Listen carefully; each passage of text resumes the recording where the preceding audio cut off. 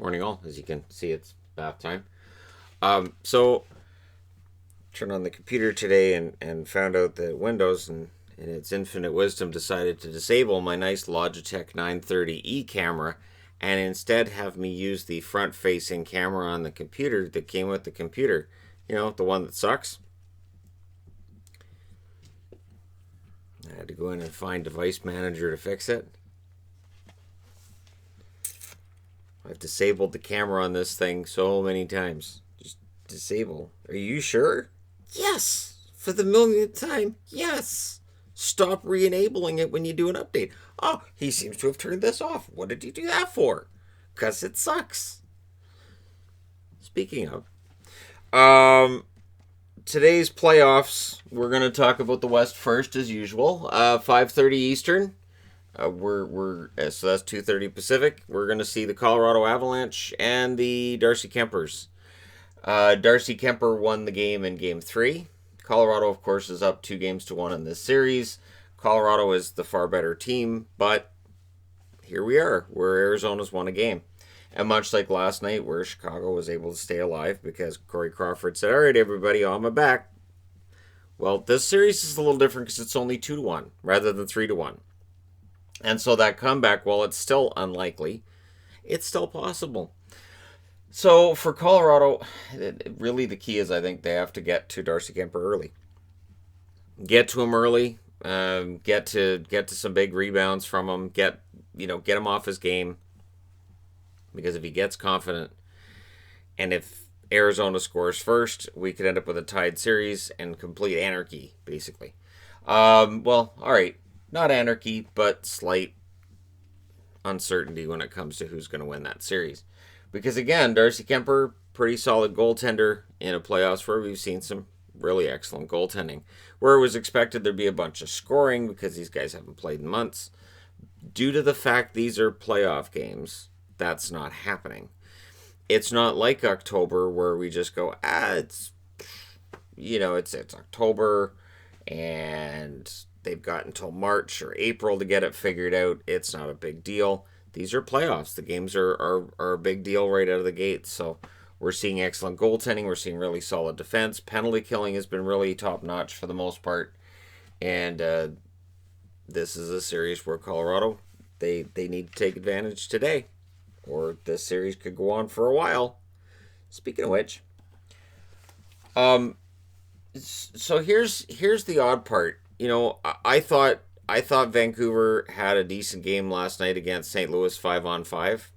I thought less of Vancouver's game in Game 1 and 2, 5-on-5. I do believe that St. Louis is probably the better team. Do you know the weird thing, though, is that I don't know if it's because of the pause in between March and when this playoff started. I'm not sure how it became controversial to state that the defending Stanley Cup champions are probably the better team than the team that hasn't made the playoffs in 5 years and is still learning how to win. And Vancouver's up 2-1. With a win today, they can be up 3-1. They could be in the driver's seat to potentially push the defending Stanley Cup champions out. But St. Louis is a better team. They have the better depth. They have the better defense. Their goaltending, it's probably a toss-up right now between the way Allen played last night and the way Markstrom's been playing. If Allen can keep that up, the goaltending's probably pretty even. Vancouver's had the better special teams. We can agree on that. St. Louis's penalty kill hasn't been up to par, and they haven't been getting the power play goals when they've needed them. And last night's game, I thought, was very well officiated. I understand people were mad about the Virtanen penalty in overtime because, what about Eriksson? All right, what about Horvat, though? Because Horvat kind of got away with one towards the end of a period, too. So, again, I think for the Vancouver Canucks, the way that I've viewed this series the whole way through, and I'm still viewing it this way, is this is the absolute best way to learn how to win, is to play against the defending Stanley Cup champions and try to match yourself up against them. So even if you can say, well, St. Louis has been better at, yeah, St. Louis is pretty good. And Tarasenko being out doesn't necessarily make a huge difference because they have a lot of depth. And they've dealt with not having Tarasenko in their lineup for most of this season. So I don't think it makes a big difference. And he and Steen are both questionable for Game 4 as well. I think they're fine. I think for St. Louis, they've got a lot of depth, they've got a lot of confidence, and a ton of experience. So for the Canucks, I view them as a young team that are getting the experience now. So yes, if St. Louis comes back and wins in 6, I expect everybody to dunk on the Canucks. See, they're just what we thought they were, all this stuff. But for me, it is about the Vancouver Canucks getting an opportunity to play against a team that was the best last season, see where they're at, and then hopefully make the adjustments next season. Hopefully for guys like Horvat, Pettersson, Besser, the core forwards going for the next 5-10 years maybe. Quinn Hughes on the blue line, of course, the future of the franchise on the blue line. Hopefully this is the kind of experience they look back on 6-7 years from now and say, hey, we became winners, we became champs potentially, we became one of the best teams in the league, in part because of that series. We can trace it back to that series. In fact, it's something that I was thinking I could do a video where I talk about Stanley Cup champions in the series where I think they learned that lesson. Because every team, before they become a Stanley Cup champion, they'll normally go through that series that they'll look back on and say, we lost that, but boy, was that a great experience, and it set us up for the future. So we'll see how things go tonight, how Vancouver does against St. Louis tonight, and whether or not the Blues' momentum leads to this series being tied going into Game 5 in a couple of days. So we will see. All right. Next up, Tampa Bay and Columbus. And Tampa Bay is up 2-1. Columbus fans, I don't think there's any reason to jump off of any bandwagon just as of yet. I think Tampa's full value for this. I also think that, yeah, Columbus is probably pretty tired. They've played a lot of hockey over a very short period of time. This is why we've been saying this is going to be one of the toughest Stanley Cups that a team's ever had to win. And it's not going to get easier as each round goes on. You're still going to have your back-to-backs. You're still going to have a lot of games over a very short period of time.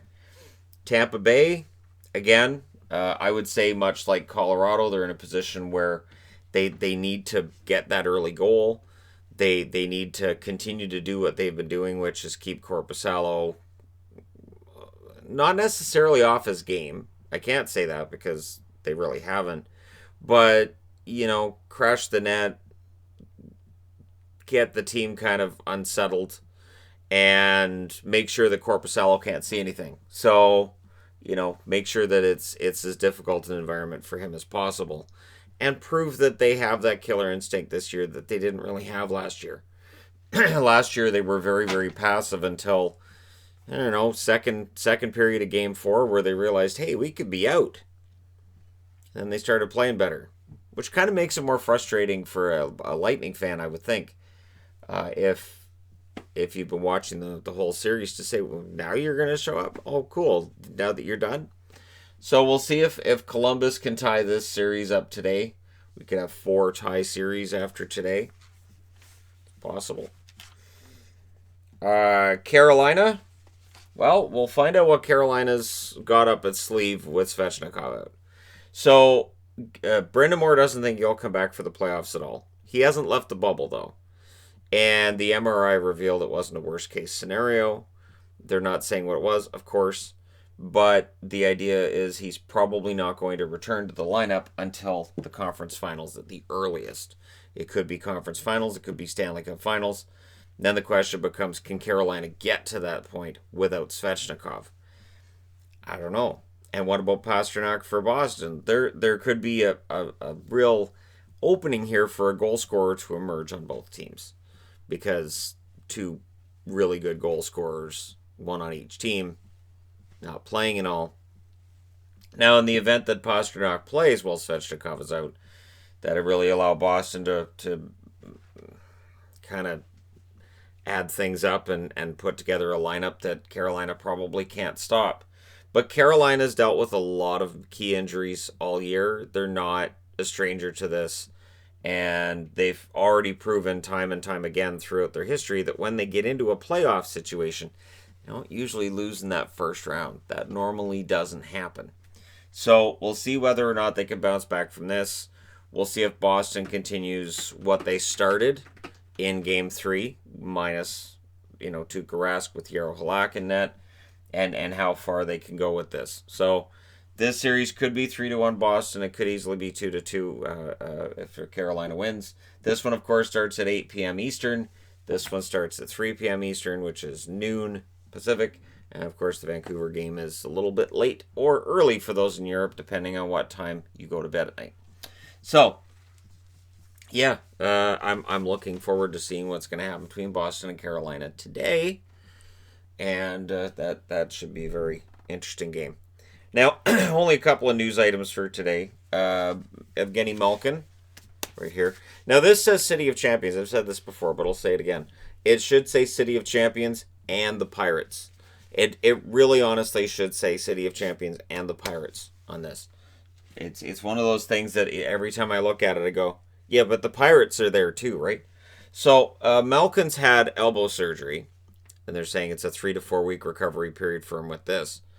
And so you got to ask yourself, he didn't look all that great against Montreal. This may very well be why.